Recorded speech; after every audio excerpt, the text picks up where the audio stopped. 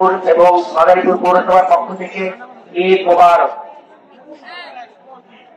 এবং সকলকে জানাচ্ছি আমার আন্তরিক অভিনন্দন এবং সালাম। আসসালামু আলাইকুম। আজকে আমরা এই খুশির দিনে সবাই মিলে একত্রিত হয়েছি, একত্রে ঈদুল ফিতরের নামাজ আদায় করব এবং এখান থেকে আমরা যে সম্প্রীতির শিক্ষা নিয়ে যাব, আমরা এই প্রশিক্ষণ নিয়েছি।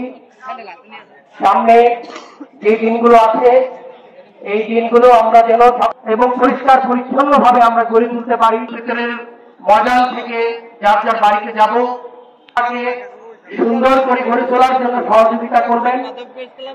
আপনারা সকলেই আপনাদের পরিবার থেকে শুরু করে সমাজে যেন সন্ত্রাস, চাঁদাবাজি, রাহাজানি এইগুলো যেন না হয়, আপনারা সকলেই আপনাদের সন্তানদেরকে শিক্ষা দিন। এবং এইখানে যে সবচেয়ে বড় সমস্যা সেটা হলো অবৈধ আমরা রোধ করতে পারি, এই ব্যাপারেও আমরা সকলেই সচেতন হব।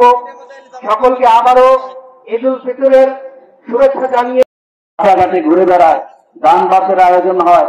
অনেকেই দেখা যায় যে টিভি সিনেমার বিভিন্ন সিরিয়াল, ঈদ উপলক্ষে সিরিয়াল দেখেন। এগুলো সব আল্লাহর গজবের কারণ। আল্লাহর রহমতের এই দিনে আমরা এই আল্লাহর গজবের কাজে আমরা ইনশাআল্লাহ সম্পৃক্ত হব না। আল্লাহ তাআলা আমাদেরকে তৌফিক দান করেন। এখন ঈদের নামাজের নিয়ম সংক্ষেপে বলা হচ্ছে। আমরা প্রথমেই 2 রাকাত ওয়াজিব নামাজ অতিরিক্ত 6 তাকবীরের সাথে এই ইমামের পিছনে হয়ে গেল নিয়ত মুখে উচ্চারণ করা আবশ্যক নয়। এরপরে বিব্রত মানুষগুলো রয়েছে, তাদের কথা আমরা বিশেষভাবে স্মরণ করে দোয়া করবো, আমাদের বিদ্যুতের জন্য দোয়া করবো। আমরা দাঁড়িয়ে কথা শুরু করি। أزواجنا وذرياتنا قرة أعين واجعلنا للمتقين إماما وصلى الله على خير خلقه محمد وآله وأصحابه أجمعين آمين برحمتك يا أرحم الراحمين। يا الله সকল অন্তরকে ইসলামের দিকে ঝুঁকিয়ে দেন। يا الله সমস্ত বেহেবানা অশ্লীলতা থেকে আমাদেরকে বিরত থাকার তৌফিক দান করেন। يا الله দান করতেছি না আল্লাহ, নিঃসন্দেহে গুনার কাজ হারাম কাজ যাদের দ্বারা আমরা তৌফিক দিয়েছে চেষ্টা করবো আরেকটি বড় রাজনী আজকে ইসলাম অতিক্রম করতে ফিলিস্তিনের এবং আমেরিকার ইহুদি সাময়িক করে নির্লজ্জভাবে সমস্ত নারী, শিশু, অসহায় মানুষগুলোকে যেইভাবে বন্দি করে মারছে, এক অংশ যদি বেশি হয় তখনই সেটা বর্তমান করা দরকার।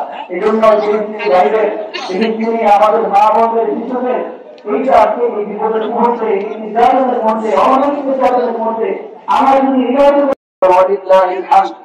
أما بعد عباد الله، اعلموا أن يومكم هذا إحسان ورجاء نيل الدرجات والعفو والغفران أكبر، الله أكبر ولله الحمد.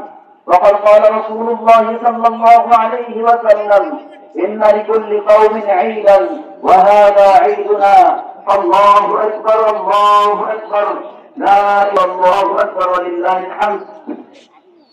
وقد قال صلى الله عليه وسلم فإذا كان يوم عيدهم يعني يوم فطرهم باها بهم ملائكته فقال يا ملائكتي ما جزاء أجير وفى عمله؟ قال ربنا جزاؤه أن يوفى أجره. قال ملائكتي عبيدي وإمائي قضوا فريضتي عليهم ثم خرجوا يعدون إلى السنتان لأذيبنهم فيقول ارجعوا قد غفروا مغفورا لهم. الله أكبر الله أكبر الله أكبر الله أكبر لا إله إلا الله والله أكبر الله أكبر ولله الحمد. وهذا الذي ذكر في هذا اليوم كان فضله. وأما أحكامه فمنها صدقة الفطر، فقد قال عليه الصلاة والسلام صاع من بر أو قمح عن اثنين صغير أو كبير حر أو عبد ذكر أو أنثى. وعن ابن عمر رضي الله عنهما قال فرض رسول الله صلى الله عليه وسلم زكاة الفطر صاعا من تمر أو صاعا من شعير وأمر بها